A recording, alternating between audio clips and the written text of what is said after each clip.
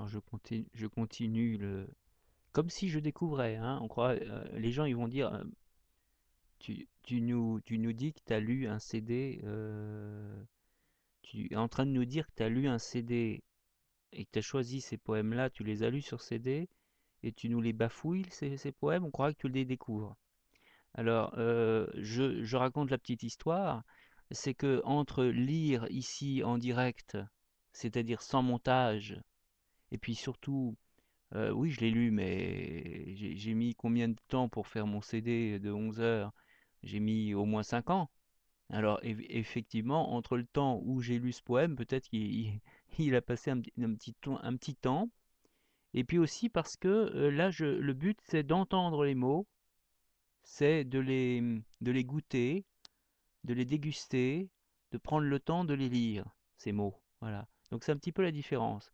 Donc c'est volontairement un travail, un travail un peu comme, oui, comme on va goûter un nouvel arôme. Voilà, c'est quelque chose, c'est la chair, comme disait Swinburne, le grand copain de René Vivien, euh, la chair des mots. Voilà. Là, on est dans la chair des mots. Mettre de la chair dans les mots, pas seulement dire les mots pop pop blablabla. Non, ça on s'en moque. C'est mettre de la chair dans les mots. Voilà. Ce que je recherche toujours. Enfin, moi, ce qui me passionne, c'est ça. Et à un moment donné, il y a un mot, tu vas voir, il y avait un très grand poète, bon, vivant, donc je vais pas le dire, on va dire encore que je fais mon truc. Et un grand poète qui m'a dit une fois, quand je mets tu, hein, il m'a dit vous, c'est pas grave. Quand tu, j'aime trop le tu pour que quand il y a quelqu'un qui me dit vous, je traduis. Pof en tu. Quand tu lis, les mots s'enflamment, on a l'impression que les mots s'enflamment d'eux-mêmes. C'est beau, ça. Voilà. Magnifique. Rien que ce petit commentaire est magnifique. Alors voilà. Donc moi, ce que j'aime, c'est quand les mots s'enflamment d'eux-mêmes, que les mots jaillissent comme ça, tac, tac, que les mots sont vivants. Parce qu'à un moment donné, bah, forcément, ils ont jailli.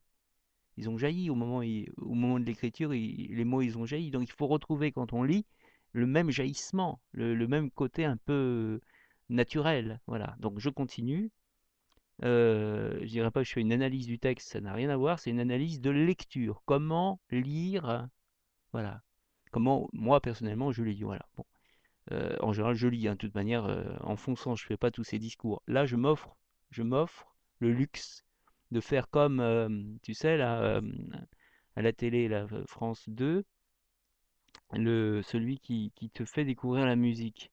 Bon, il parle plus qu'on entend la musique. Bah, c'est un peu pareil. Moi, je suis un peu pareil. Je parle plus qu'on ne découvre le poème. Parce que là, on est dans l'atelier du poème, en quelque sorte. On est dans l'écoute du poème. On est, voilà, tel mot, j'entends tel mot, pof, ça me fait penser à quoi? Alors, j'en étais où? Voilà. Depuis lors, oui, ainsi que dort l'amante au bras de son ami, je persiste et signe, c'est bien écrit I, hein, je persiste. Et ça, c'est le côté transgenre qui est souvent refusé à René Vivien, qui, dans sa vie privée, signait ses lettres Petit Paul, hein. Donc, Petit Paul, c'est à peine masculin, ne serait-ce que petit, on voit bien que c'est masculin. Moi, j'avais l'habitude nous avons cette même passion pour les chats, Pauline et moi, Petit Paul et moi, et j'avais l'habitude pour ma belle petite, ma beauté, que j'appelais ma cocotte, c'était son nom. Et ben, je l'appelais Petit. Bonjour Petit. C'est trop mignon. Enfin, c'est trop mignon. À chaque fois que je disais ça, il y avait la propriétaire, c'était pas mon chat. La propriétaire me disait: «Oh, c'est trop mignon. Vous l'appelez Petit, c'est trop mignon, c'est trop doux.» Voilà. Alors quand j'ai entendu Petit Paul, j'ai dit: «Ah, tiens, Petit.» C'est voilà. C'est bon. Bref, c'est des petites impressions comme ça pour de simples mots.